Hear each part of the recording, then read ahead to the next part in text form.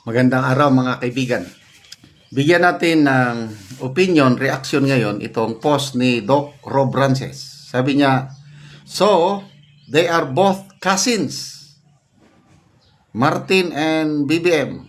They are both cousins who were in stupid mood while signing the national budget the past 3 years. Ito, salita ni Speaker Martin Romualdez, nilaglag na niya ang dalawang kongresista na sila yung gumagawa ng korupsyon. Ako wala. Malinis ako. Si Congressman Saldico at Congressman Momo ang sisihin nyo. Ito, post ni JBJ Etsky. Just in, sabi. Dating House Speaker Martin Romualdez nagsalita na tungkol sa ghost project insertion. Momo at Co. Mastermind daw ito. Romualdez interesado lang sa mining, hindi sa construction. Alamin. Bueneltahan ni dating House Speaker Martin Romualdez ang mga akusasyong siya ay umano'y sangkot sa ghost project insertion sa pambansang budget.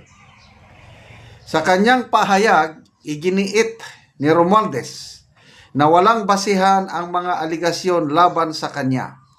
So ito ang kanyang mga pahayag. Number 1, wala akong negosyo sa construction. Ang lahat ng negosyo ko ay nasa mining industry bago pa ako maging House Speaker. I am self-made. I am already a billionaire. Yan si Congressman Momo ang tanongin mo.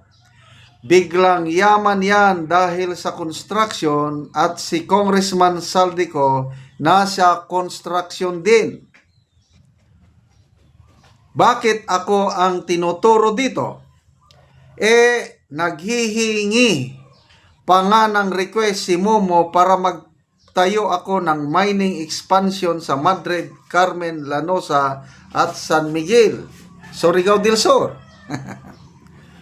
Dagdag pa ni Romualdez, ang dapat umanong usisahin at tanungin ng publiko ay sina Congressman Romeo Momo ng 1st District Surigao del Sur at Congressman Saldico ng Ako Bicol Party List na kapwa may kaugnayan sa sektor ng construction.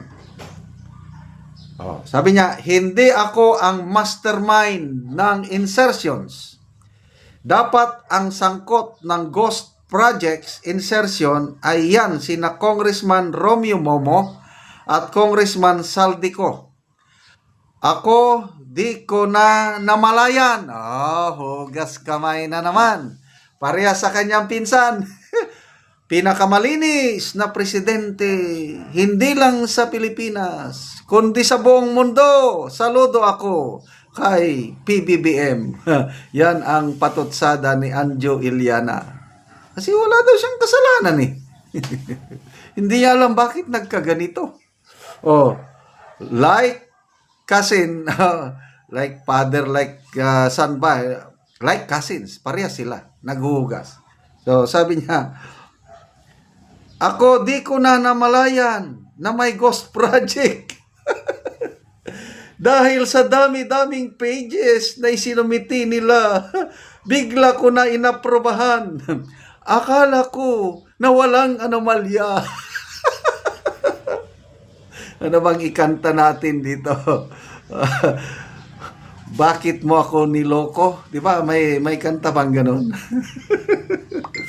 Bakit sinaktan mo ang puso ko? Samantala, wala pang opisyal na tugon mula kina Momo at Co sa mga mabibigat na pahayag ni Romualdez. Patuloy namang binabantayan ng taong bayan at mga watchdog groups ang magiging takbo ng investigasyon sa isyu ng ghost project insertion sa Yumanig sa Kamara. Okay. So, at least maganda ito nagsalita siya. Yung Blue Ribbon Committee at saka yung independent commission, pwede na silang magsimula from here. Kasi speaker na yung nagsimula eh. Granting na totoo ha. Let's give him a benefit of the doubt. Pirma lang siya ng pirma. Parehas din ng Pangulo, pirma lang ng pirma. Pagkano nang magpinsan na ito? The best tandem, President and Speaker throughout history. Parehas na Ferdinand. Pirma ng pirma, hindi nag-iisip. Granting na totoo. Singit. Tapos wala siyang kalam-alam.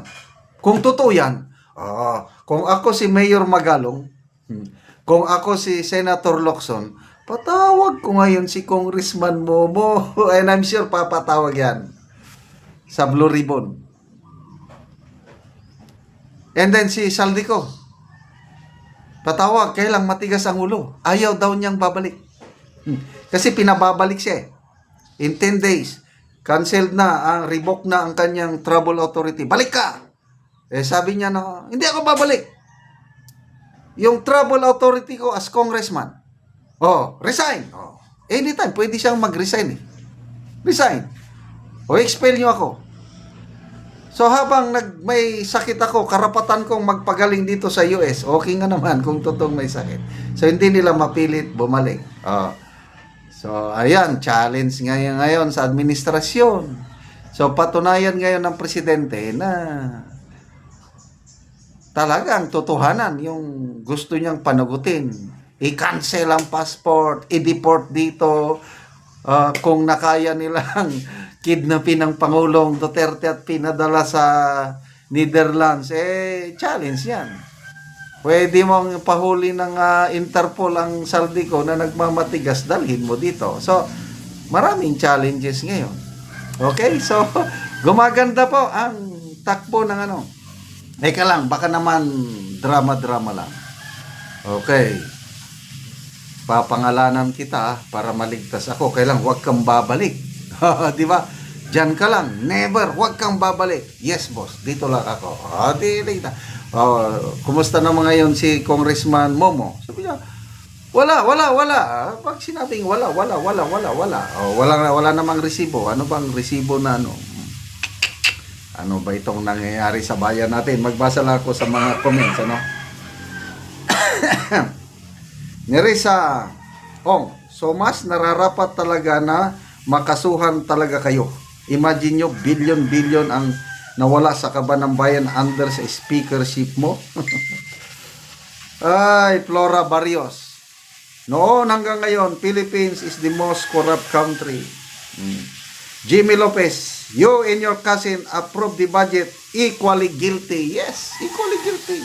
Hugas kamay.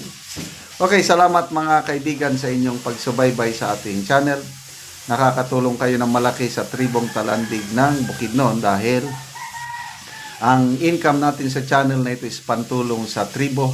Namimigay tayo ng livelihood assistance sa kanila, nagpapatanim ng saging lakatan at Arabica coffee.